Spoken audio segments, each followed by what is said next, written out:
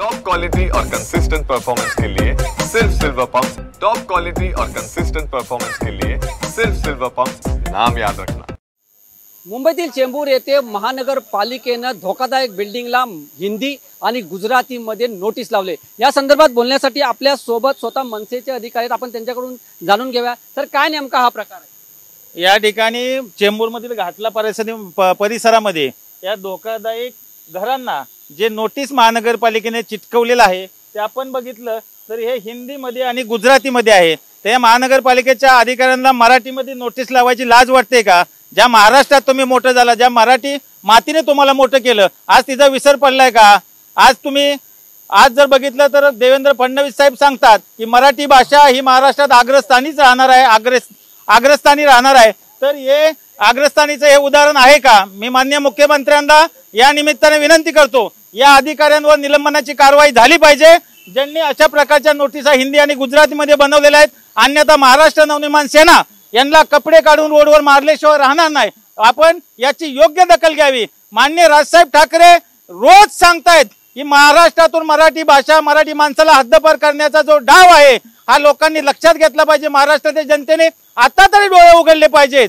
या ठिकाणी अशा प्रकारच्या नोटीस चालू झालेल्या आहेत, म्हणजे मराठी करतो, हिंदीमध्ये शाळेमध्ये हिंदी भाषा चालू करायची।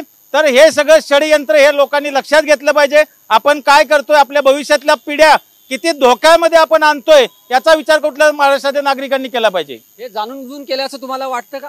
100% आज एवढं वातावरण चालू आहे मराठी अमराठी, आणि त्यामध्ये जर आपण जाणून बुजून अशा प्रकारचे जर स्टिकर बनवून लावताय तर एक प्रकारे तुम्ही इथल्या मराठी लोकांना हे आव्हान देताय, आणि मराठी लोक एकदा ते आव्हान स्वीकारतील ना तर तुम्हाला इतर रस्त्यावर पळायला जागा उरणार नाही, हे मात्र मी या ठिकाणी निश्चित सांगू शकतो। आपल्या सोबत काही महिला आहेत, आपण त्यांच्याकडून जाणून घ्या। ताई, काय सांगाल या नोटीसबद्दल? या नोटीस बद्दल काही सांगायचं नाही। जसं आमचे माऊली भाऊ म्हणाले की आम्ही रस्त्यावर उतरू।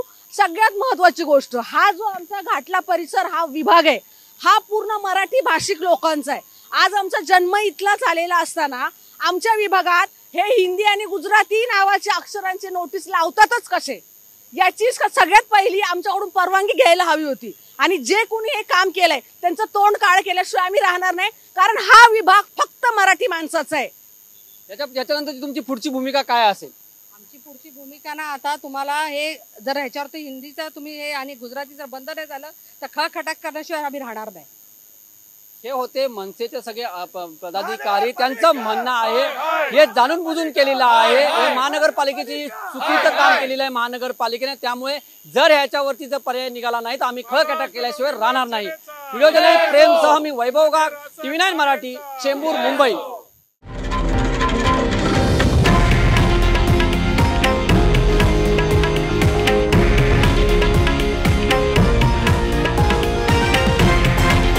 हे आहे देशातील नंबर 1 न्यूज नेटवर्क आणि आपण पाहत आहात TV9 मराठी, एकमेव।